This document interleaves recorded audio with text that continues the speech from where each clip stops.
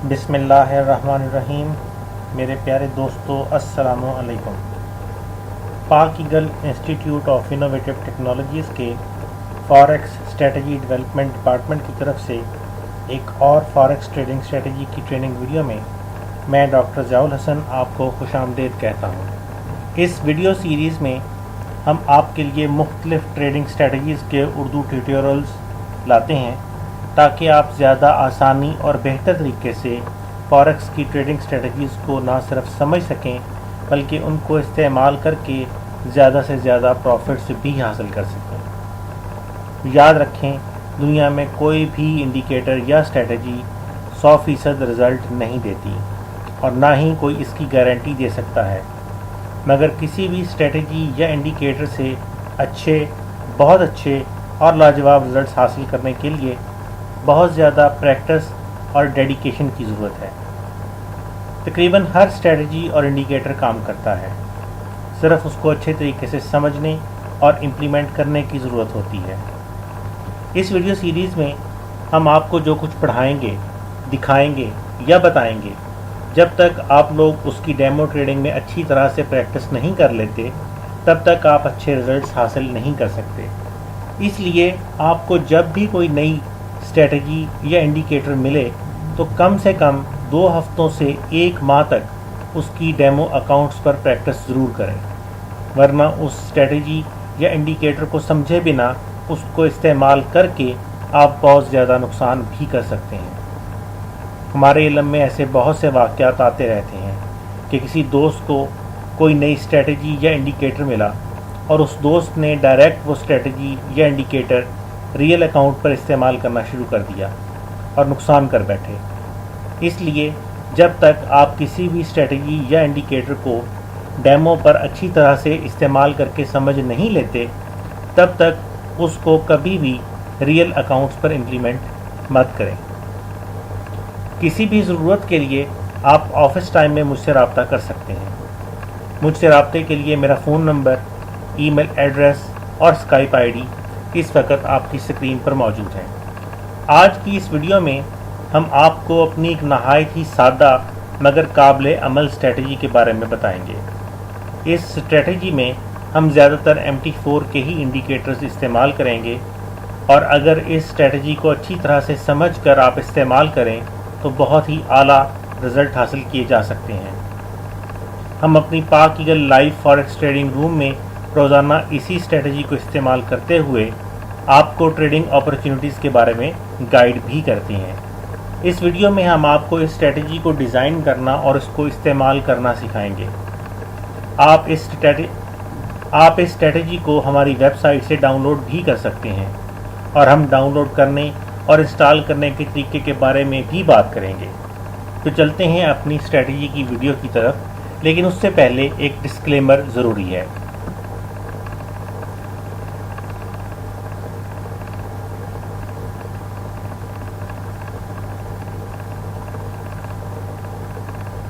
इस लेक्चर में हम एक नहायत ही सिंपल ट्रेडिंग स्ट्रेटजी जो कि हमने pakeagle.com पे डेवलप की है आपसे शेयर करेंगे।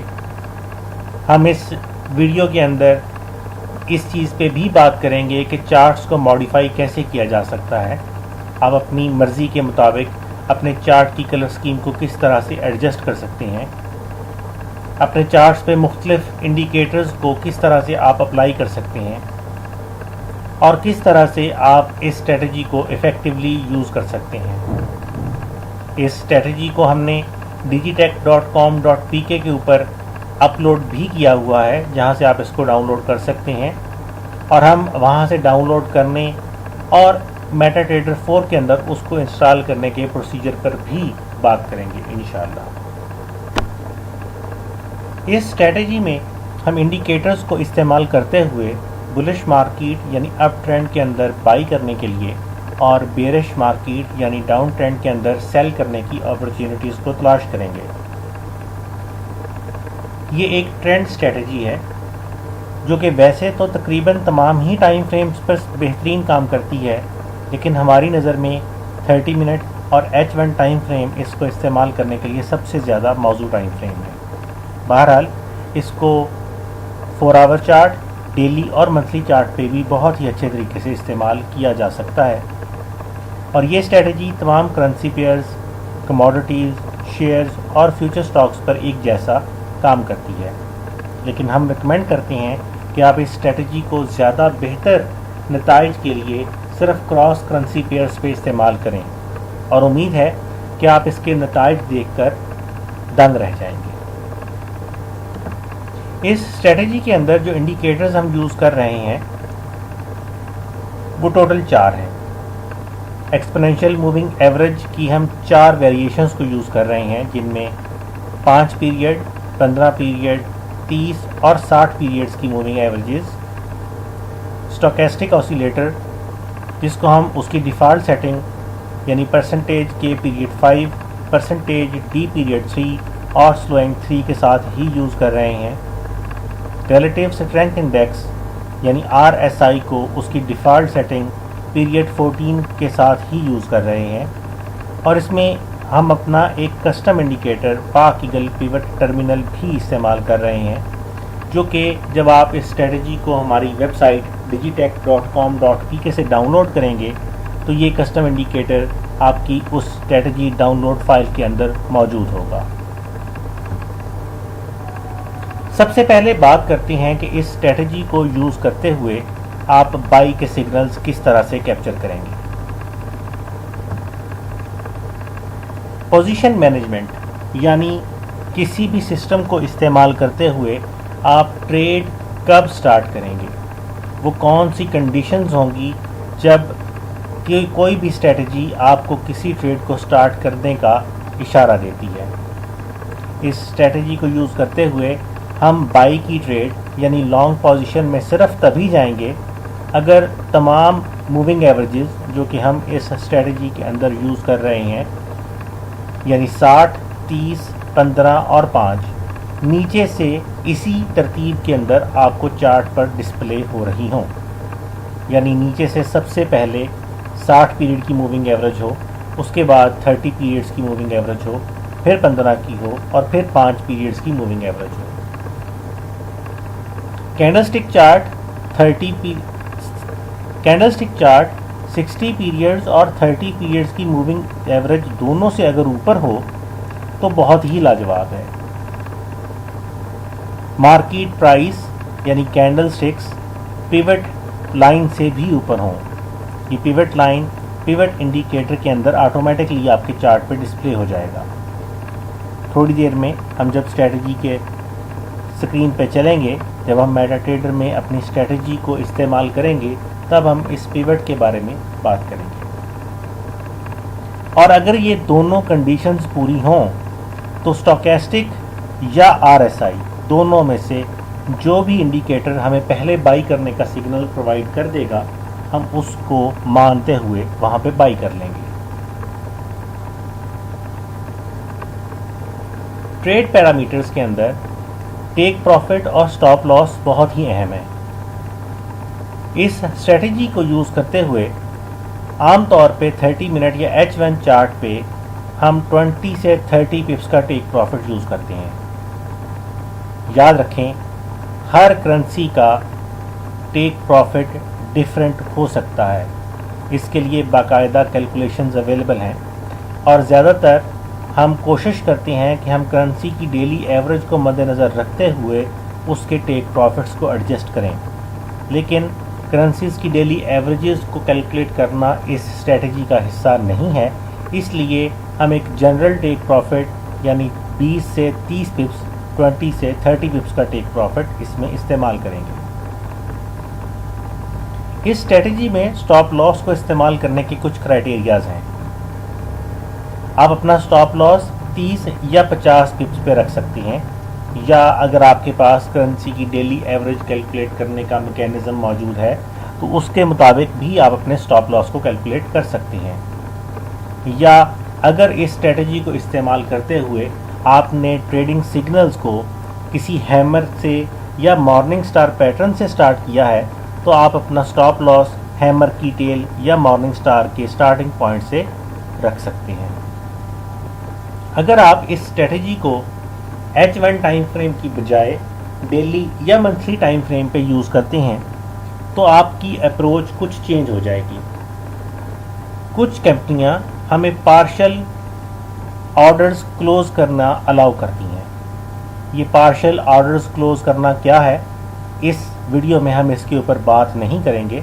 इंशाल्लाह आने वाली वीडियोस में किसी वीडियो में हम पार्शल ऑर्डर क्लोजिंग के ऊपर बात करेंगे। लेकिन अगर आपकी कंपनी आपको पार्शल ऑर्डर क्लोज करने को अलाउ करती है तो आप अपना ऑर्डर का 30% हिस्सा 25 पिप्स का प्रॉफिट लेके बंद कर दें, 30% हिस्सा 60 पिप के प्रॉफिट पे बंद कर लें और पूरी की पूरी ट्रेड 100 पिप्स के प्रॉफिट पे बंद कर लें। और ऐसी कंडीशन में और ऐसी ट्रेड में आपका स्टॉप लॉस रफली 60 पिप या उससे थोड़ा सा ज़्यादा होना चाहिए बड़े टाइम फ्रेम्स के अंदर। अगर आप पार्शल ऑर्डर क्लोजिंग में जा रहे हैं तो जैसे ही आप अपनी पहली पार्शल ट्रेड 30% प्रॉफिट लेके बंद करते हैं तो आप अपने स्टॉप लॉस को ब्रेक इवन पॉइंट पे ले आएँ। इससे आपको नुकसान होने का ख़तरा बिल्कुल ही ख़त्म हो जाएगा। ब्रेक इवन पॉइंट क्या है और अपने स्टॉप लॉसेस को ब्रेक इवन पॉइंट्स पे हम कैसे लाते हैं, इसके बारे में भी इंशाल्लाह हमारी दीगर वीडियोस में डिटेल मौजूद है और आप YouTube चैनल पे ही हमारी दीगर वीडियोस के अंदर इसकी डिटेल्स देख सकते हैं। लॉन्ग पोजीशन के लिए क्राइटेरियाज यानी बाई की ट्रेड हम कब करेंगे, अभी थोड़ी देर पहले भी हमने इसके ऊपर बात की है, उसको फिर से रिवाइज कर रहा हूँ। पहली कंडीशन क्या होगी? सबसे पहली चीज़ हम जो देखेंगे वो ये कि मार्केट प्राइस यानी हमारे कैंडल स्टिक्स या बार चार्ट या लाइन चार्ट जो भी आप यूज़ करना चाहते हैं वो हमारे पिवट टर्मिनल की पिवट लाइन से ऊपर होना चाहिए। दूसरी कंडीशन ये है कि मूविंग एवरेज भी एक करेक्ट पैटर्न पे हो, जैसे अभी हमने बात की थी कि मूविंग एवरेजेस हम 4 यूज़ कर रहे हैं और नीचे से अगर मूविंग एवरेजेस को हम देखें तो सबसे नीचे 60 पीरियड की, फिर 30 पीरियड्स की, फिर 15 और फिर 5 पीरियड की मूविंग एवरेज आपको चार्ट पे नज़र आनी चाहिए।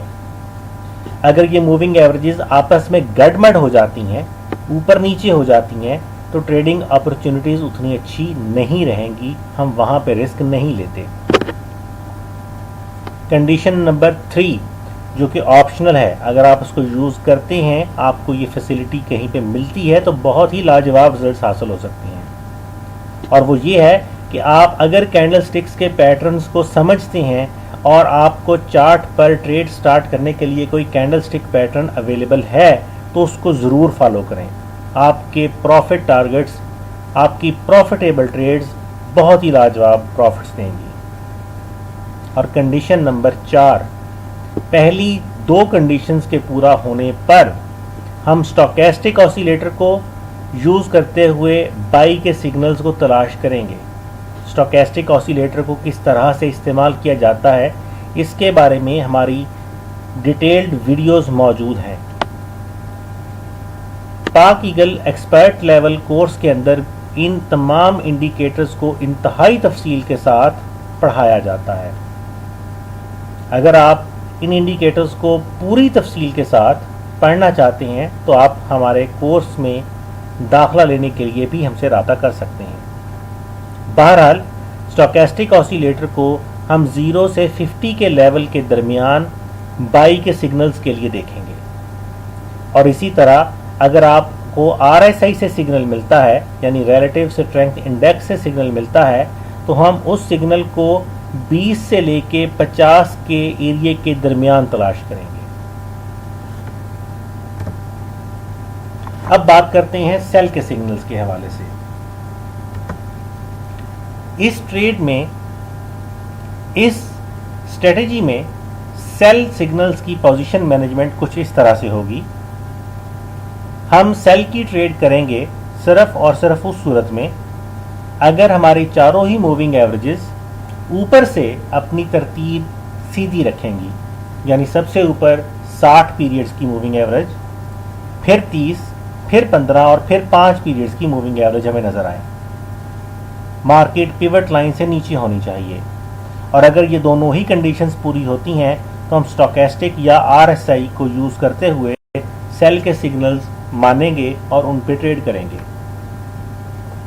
ट्रेड पैरामीटर्स में हम इस स्ट्रेटजी के अंदर 20 से 30 पिप्स का टेक प्रॉफिट यूज़ करेंगे सेल की ट्रेड्स के लिए। या जैसे मैंने थोड़ी देर पहले भी बात की कि अगर आपको करेंसीज की डेली एवरेज कैलकुलेट करना आती है तो आप अपनी टेक प्रॉफिट्स के लिए करेंसीज की डेली एवरेज को भी मद्देनज़र रख सकते हैं। और इसी स्ट्रेटजी में स्टॉप लॉस के क्राइटेरियाज भी वैसे ही होंगे, यानी अगर आप करेंसीज की डेली एवरेज को कैलकुलेट नहीं कर सकते तो आपका स्टॉप लॉस 30 से 50 पिप्स के दरमियान कहीं पे होना चाहिए। या अगर आप कैंडलस्टिक पैटर्न्स को यूज़ करते हुए इस स्ट्रेटजी में ट्रेड स्टार्ट कर रहे हैं तो आपका स्टॉप लॉस शूटिंग स्टार की टेल से थोड़ा ऊपर या इवनिंग स्टार से थोड़ा ऊपर हो सकता है। अगर पार्शियल ट्रेड क्लोजिंग स्ट्रेटजी की तरफ आप चलते हैं और आप H1 और आप डेली या मंथली टाइम फ्रेम पे ट्रेड करते हैं तो आप 30% ट्रेड्स, अपनी ट्रेड का 30% पोर्शन 25% टेक प्रॉफिट पे, 30% मजीद 30% पोर्शन 60 पिप का प्रॉफिट लेते हुए और पूरी की पूरी ट्रेड 100 पिप का प्रॉफिट लेते हुए क्लोज कर सकते हैं। और पार्शियल ट्रेड क्लोजिंग स्ट्रेटजी के अंदर आपका स्टॉप लॉस 60 पिप या उससे थोड़ा सा ज़्यादा हो सकता है बड़े टाइम फ्रेम्स के अंदर। जैसे ही आप अपनी पहली 30% ट्रेड कंप्लीट कर लें, आप अपनी स्टॉप लॉस को ब्रेक इवन पॉइंट पे ले आएं ताकि आपका रिस्क ख़त्म हो जाए।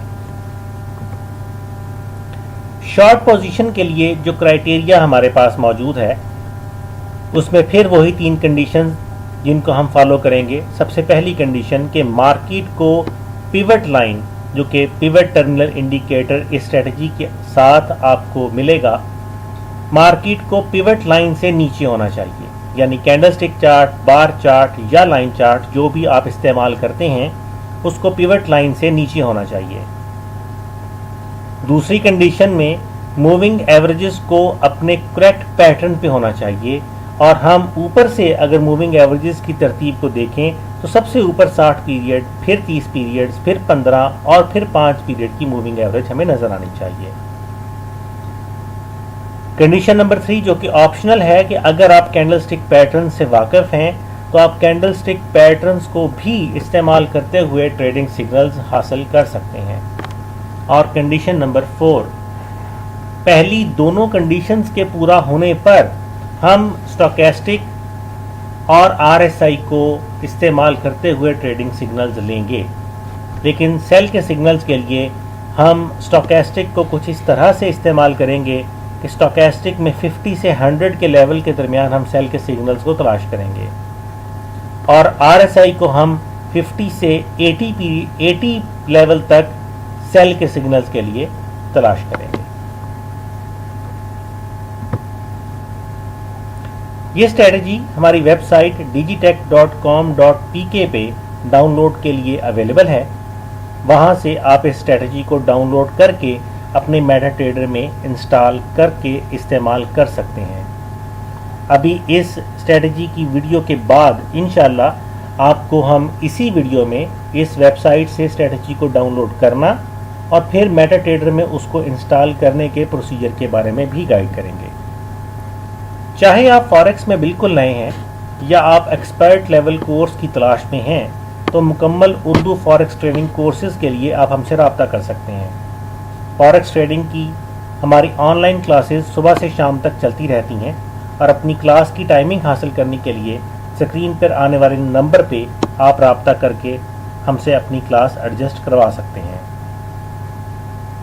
पाक eagle institute of innovative technologies की तरफ से फॉरेक्स ट्रेडर्स की बेहतरीन तरबियत के लिए एडवांस, प्रोफेशनल और extreme expert level forex trading courses offer किए जाते हैं। ये कोर्सेज ऑनलाइन लाइव क्लास में भी करवाए जाते हैं और DVDs में भी दस्तयाब हैं।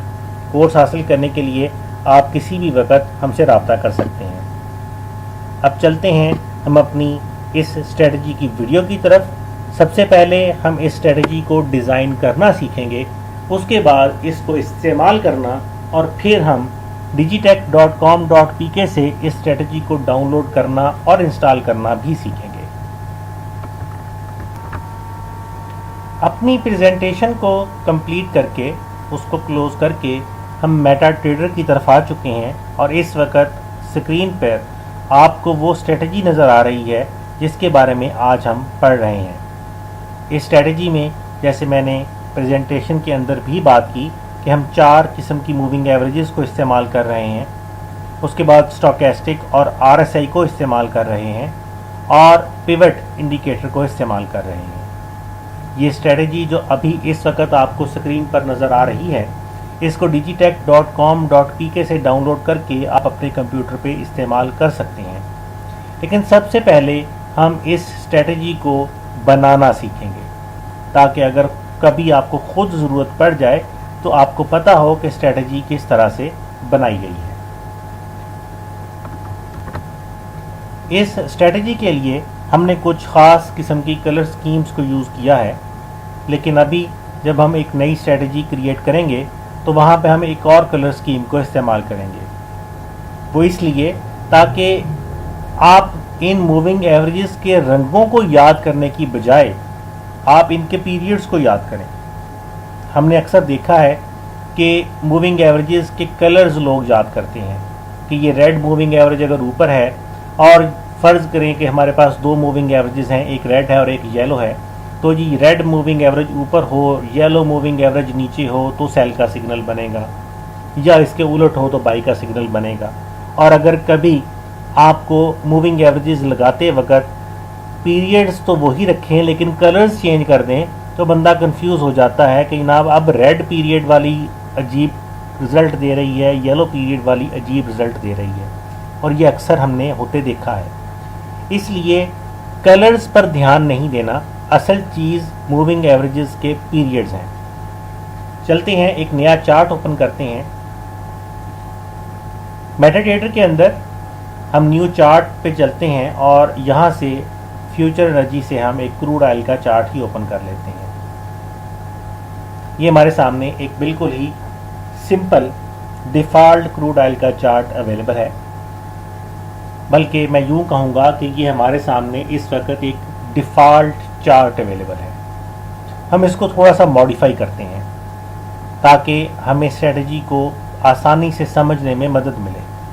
स्ट्रेटजी आपकी स्क्रीन पर इतनी क्लियर होनी चाहिए कि उसको आप आसानी से देखते हुए उससे मिलने वाले सिग्नल्स को समझ सकें। मैं सबसे पहले इस चार्ट को मॉडिफाई करने के लिए चार्ट पे किसी भी जगह पे राइट क्लिक करता हूँ और प्रॉपर्टीज़ विंडो में जाता हूँ। बाय डिफ़ॉल्ट मेटाट्रेडर के अंदर 3 किस्म की कलर स्कीम्स शामिल हैं।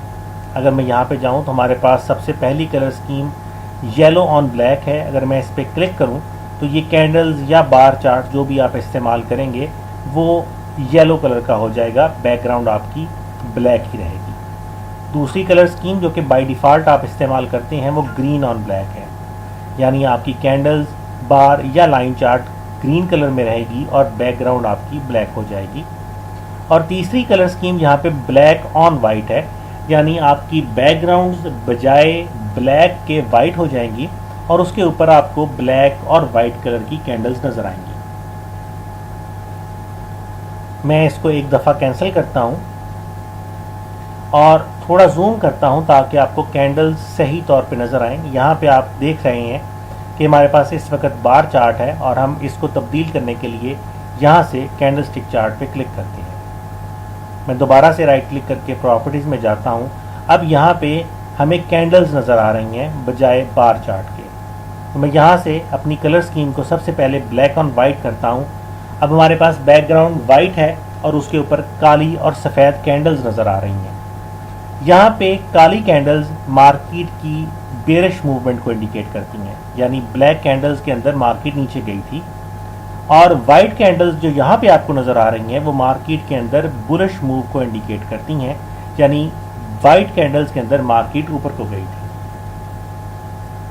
ये थोड़ा कंफ्यूजिंग है क्योंकि जब हम ब्लैक चार्ट के ऊपर बात करते हैं तो वहां पे वाइट कैंडल्स नीचे जाने को इंडिकेट करती हैं और ब्लैक कैंडल्स ऊपर जाने को इंडिकेट करती हैं, लेकिन यहाँ पे उसके उलट हो गया। तो इस कंफ्यूजन से बचने के लिए हम इन कैंडल स्टिक्स के कलर्स को ही तब्दील कर देंगे। फॉरेक्स में बाय डिफ़ॉल्ट रेड और ग्रीन कलर्स इस्तेमाल किए जाते हैं।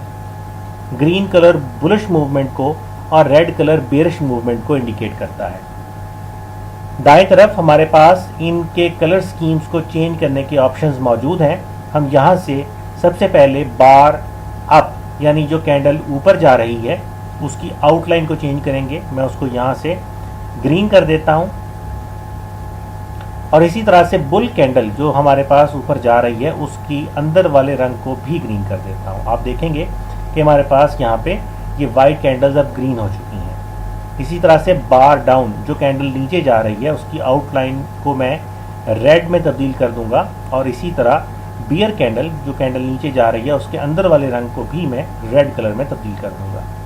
अब हमारे पास इस वाइट बैकग्राउंड पर रेड और ग्रीन कैंडल्स आ चुकी हैं जो कि देखने में निस्बतन ज़्यादा बेहतर महसूस होती हैं। इंटरनेशनल स्टैंडर्ड्स में रेड कलर बेरिश मूव यानी मार्केट के नीचे जाने को और ग्रीन कलर बुलिश मूव यानी मार्केट के ऊपर जाने को जाहिर करता है।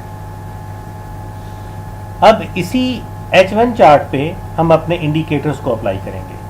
सबसे पहला इंडिकेटर हमारा मूविंग एवरेज है।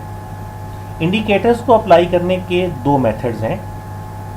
मेटाट्रेडर में ऊपर के टूल बार में यहाँ पे आपको इंडिकेटर्स अप्लाई करने की फैसिलिटी भी अवेलेबल है और यहाँ से अगर आप नेविगेटर विंडो को ऑन करें तो यहाँ से भी आप अपने इंडिकेटर्स को अप्लाई कर सकते हैं। यहाँ से सबसे पहले हम अपना ट्रेंड इंडिकेटर अप्लाई करेंगे जो कि मूविंग एवरेज है।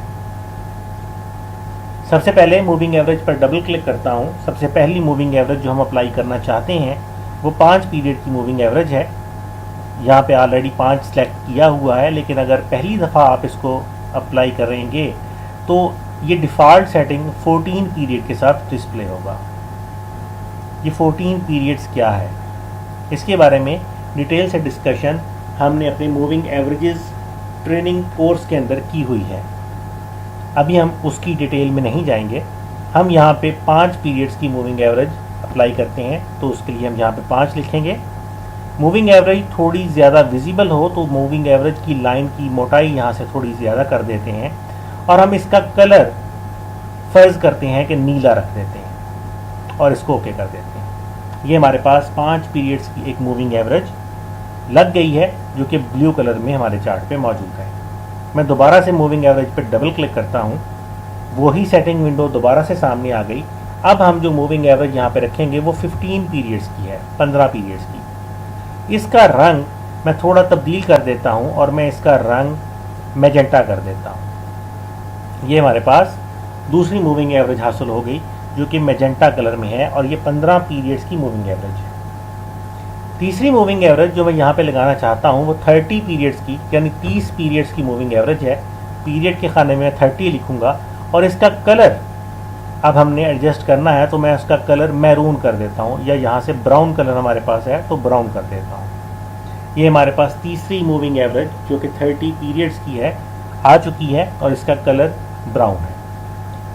चौथी मूविंग एवरेज लगाने के लिए फिर से मूविंग एवरेज के इंडिकेटर पे डबल क्लिक करता हूँ। सेटिंग्स विंडो हमारे सामने मौजूद है और पीरियड के खाने में 60 लिखकर इसके कलर को चेंज करता हूँ और अब हम यहाँ पे जो कलर यूज़ करेंगे वो ग्रीन कर लेते हैं। ये हमारी 60 पीरियड्स की मूविंग एवरेज है। ये चारों मूविंग एवरेजेस अब हमारी स्क्रीन पे मौजूद हैं। अगर आपको याद हो अभी हमने थोड़ी देर पहले ट्रेड पैरामीटर्स की बात की थी तो हमने कहा था कि सेल की ट्रेड के लिए हम तब एंट्री लेंगे अगर चारों मूविंग एवरेजेस अपनी सही तरतीब में मौजूद होंगी। और ये सही तरतीब क्या थी? सबसे पहले ऊपर से देखेंगे और यहाँ पे 60 पीरियड्स की मूविंग एवरेज, उसके नीचे हमारे पास 30 पीरियड्स की मूविंग एवरेज, उसके नीचे हमारे पास 15 पीरियड्स और उसके नीचे हमारे पास 5 पीरियड्स की मूविंग एवरेज होनी चाहिए। और मैंने ये भी कहा था कि मार्केट कैंडल्स को हमारी 60 पीरियड और 30 पीरियड की मूविंग एवरेज से नीचे होना चाहिए। 5 पीरियड की मूविंग एवरेज इतनी छोटी है कि आमतौर पे कैंडल्स हमेशा ही इसके साथ साथ चलेंगी, लेकिन यहाँ पे हमारे पास 15 पीरियड्स की मूविंग एवरेज भी इन कैंडल से काफ़ी फासले से है और ये एक बहुत ही लाजवाब सेल पैटर्न तश्कील पा रहा है। यानी इस जगह से जहाँ से ये कैंडल्स तरतीब अपनी सीधी कर गई, इसके बाद यहाँ से लेके यहाँ तक, बल्कि यहाँ तक अगर हम देखें तो मार्केट ने 195 पिप 195 पिप्स मूव किया है और यहाँ तक तरतीब बिल्कुल सीधी रही है। और इसलिए इस एरिया में अगर नीचे से हमें स्टोकेस्टिक या आरएसआई से कोई भी सेल का सिग्नल मिलता है तो हम उसको आराम से एक्सेप्ट करते हुए ट्रेड कर सकते हैं। अब अगला मरहला हमारे पास अपने स्टोकेस्टिक और आरएसआई को अप्लाई करने का है। उस मकसद के लिए हम ऑसिलेटर्स में से स्टोकेस्टिक को तलाश करेंगे और स्टोकेस्टिक पर डबल क्लिक करते हुए स्टोकेस्टिक को अप्लाई कर देंगे। स्टोकेस्टिक हम इस स्ट्रेटजी के अंदर इसकी डिफ़ॉल्ट सेटिंग्स के साथ ही यूज़ कर रहे हैं। स्टोकेस्टिक को इस्तेमाल करने का बहुत ही डिटेल के साथ हमारे एक्सट्रीम एक्सपर्ट लेवल कोर्स के अंदर वीडियोस मौजूद हैं, जिनमें स्टोकेस्टिक को इस्तेमाल करना, इसकी मुख्तलिफ वेरिएशंस को इस्तेमाल करना, इसकी डाइवर्जेंस को और मुख्तलिफ इंडिकेटर्स और कैंडलस्टिक पैटर्न्स के साथ इसको इस्तेमाल करने के ऊपर डिटेल से हमने बात की है और तकरीबन 4 या 5 डिटेल वीडियोस मौजूद हैं। बहरहाल यहाँ पे हम स्टोकेस्टिक ऑसिलेटर को इसकी डिफ़ॉल्ट सेटिंग 3-5-3-3 के साथ ही इस्तेमाल करेंगे और मैं इसको यहाँ से ओके कर देता हूँ। हमारे पास चार्ट में नीचे स्टोकेस्टिक ऑसिलेटर आ चुका है। अब हम आरएसआई यानी रिलेटिव स्ट्रेंथ इंडेक्स को भी अपने इस चार्ट में शामिल करेंगे। अगर हम पै दर पै इंडिकेटर्स को शामिल करते चले जाएं तो चार्ट में जगह कम होती चली जाती है। इसलिए चार्ट में कैंडल स्टिक्स को देखने और सही तरीके से ट्रेंड्स को समझने के लिए इंडिकेटर्स के लिए कोशिश करनी चाहिए कि कम से कम जगह हम दें ताकि चार्ट हमें ज़्यादा क्लियर नज़र आए। यहाँ पे हमारे पास एक अपॉर्चुनिटी मौजूद है, एक फैसिलिटी मौजूद है कि हम इंडिकेटर्स को स्टैक कर सकते हैं। हम इंडिकेटर्स को एक दूसरे के अंदर भी यूज़ कर सकते हैं। और अब हम यहाँ पे रिलेटिव स्ट्रेंथ इंडेक्स को बजाय इसके ऊपर लगाने के हम इसी स्टोकेस्टिक ऑसिलेटर के अंदर लगा देंगे। उसके लिए मैं पहले आपको दिखाता हूँ कि अगर हम रिलेटिव स्ट्रेंथ इंडेक्स को डबल क्लिक करते हैं, ये इसकी सेटिंग विंडो है, मैं इसको डिफ़ॉल्ट सेटिंग्स पे ले जाता हूँ और इसको अप्लाई करता हूँ तो हमारे पास अब रिलेटिव स्ट्रेंथ इंडेक्स और स्टोकेस्टिक दो अलग अलग सेक्शंस में मौजूद हैं। और ये दोनों इंडिकेटर्स जब चार्ट पे हमने लगा दिए हैं तो हमारे पास कैंडलस्टिक चार्ट के लिए जगह बहुत ही कम बचती है। इसलिए हम बजाय ऊपर नीचे इस्तेमाल करने के दोनों इंडिकेटर्स को एक ही जगह पे इस्तेमाल करेंगे और उस मकसद के लिए मैं यहाँ से राइट क्लिक करते हुए आरएसआई की इंडिकेटर विंडो को डिलीट कर देता हूँ और अब रिलेटिव स्ट्रेंथ इंडेक्स को लगाने के लिए डबल क्लिक करने की बजाय मैं इसको पकड़कर ड्रैग करके इस स्टोकेस्टिक ऑसिलेटर की विंडो के अंदर छोड़ देता हूँ। फिर से वही आरएसआई की सेटिंग्स विंडो हमारे सामने आई और मैं अगर अब इसको ओके करूँ तो आरएसआई बजाय अलहदा से विंडो में लगने के अब हमारे पास यहाँ नीचे इसी स्टोकेस्टिक की विंडो में ही लग चुका है। हम इस इंडिकेटर की विंडो को अपनी मर्ज़ी से बड़ा या छोटा करके अपने चार्ट को एडजस्ट भी कर सकते हैं। और आखिरी इंडिकेटर जो हम इस स्ट्रेटजी के अंदर इस्तेमाल करेंगे वो है पिवट टर्मिनल। पिवट टर्मिनल एक कस्टम इंडिकेटर है। आपको इंटरनेट पे बहुत सारे पिवट के इंडिकेटर्स मिल जाएंगे, आप उनमें से भी कोई इस्तेमाल कर सकते हैं। बहरहाल यहाँ पे हमने अपना पिवट इंडिकेटर रखा है जिसको आप स्ट्रेटजी के इंडिकेटर्स में से इस्तेमाल कर सकते हैं। जब आप स्ट्रेटजी को इंस्टॉल करेंगे तो इंडिकेटर्स लिस्ट में पिवट इंडिकेटर ऑटोमेटिकली अपीयर हो जाएगा। बहरहाल यहाँ पे पिवट इंडिकेटर हमारे इंडिकेटर्स लिस्ट में मौजूद है और उसको सर्च करते हैं। यहाँ पे ये हमारे पास पार्किगल पिवट टर्मिनल मौजूद है और अगर मैं इस पर डबल क्लिक करता हूँ, इस पर सेटिंग्स को तब्दील करने की ज़रूरत नहीं है और ओके करते हुए ही आपको स्क्रीन पर हमारे पास पाक ईगल पिवट टर्मिनल इंडिकेटर अब नज़र आने शुरू हो गया होगा। ये इंडिकेटर बहुत ही बारीक रंग बिरंगी लाइनों की शक्ल में नज़र आता है। क्योंकि बैकग्राउंड हमारी वाइट है इसलिए इस चार्ट पे आपको ये सही तौर पे नज़र नहीं आ रहा। तो अभी हम चलते हैं अपनी ओरिजिनल कलर स्ट्रेटजी की तरफ, जहाँ पे बैकग्राउंड हमारी कुछ डार्क है, जहाँ पे आप सारे ही इंडिकेटर्स को बेहतर तरीके से देख सकेंगे। जी मेरे प्यारे दोस्तों, हम अपने ओरिजिनल स्ट्रेटजी चार्ट की तरफ वापस आ चुके हैं और यहाँ पे क्योंकि बैकग्राउंड कुछ डार्क है इसलिए यहाँ पे आपको ये पिवट की लाइंस ज़्यादा बेहतर तरीके से नज़र आ रही होंगी। पिवट एक ऐसा इंडिकेटर है, इसके बारे में तफसीली लेक्चर तो हमारे अलहदा से मौजूद हैं, यहाँ पे हम इसकी तफसील में नहीं जाएंगे। लेकिन इस पिवट इंडिकेटर के अंदर जो सबसे अहम तरीन लाइन है वो ये पिंक लाइन है जिसके ऊपर लिखा हुआ है पिवट। मार्केट अगर पिवट से नीचे है तो हम उसको बेरिश कंसिडर करेंगे और अगर मार्केट पिवट लाइन से ऊपर है तो हम उसको बुलिश कंसिडर करेंगे। पिवट आम तौर पे एक दिन का आप देखते हैं। अगर आप यहाँ पे देखें तो आज के दिन में मार्केट यहाँ से स्टार्ट हुई थी और आज ही के दिन का पिवट हमें यहाँ पे नज़र आ रहा है। अगर मैं चार्ट को थोड़ा पीछे मूव करूँ तो पिवट हमें पीछे नज़र नहीं आता। हालांकि बाकी तमाम indicators, moving averages, RSI, stochastic हमें पीछे नज़र आ रहे हैं, लेकिन पिवट को हम पीछे हिस्ट्री में नहीं देख सकते। तो ये हमारी वो स्ट्रेटेजी है जिसको हम यूज़ करते हैं आपको पाक ईगल लाइव ट्रेडिंग रूम के अंदर अपनी ट्रेड्स को एक्सप्लेन करने के लिए। अब हम इस स्ट्रेटेजी को इस्तेमाल करते हुए कुछ बाई और सेल की ट्रेड्स आपके साथ शेयर करते हैं।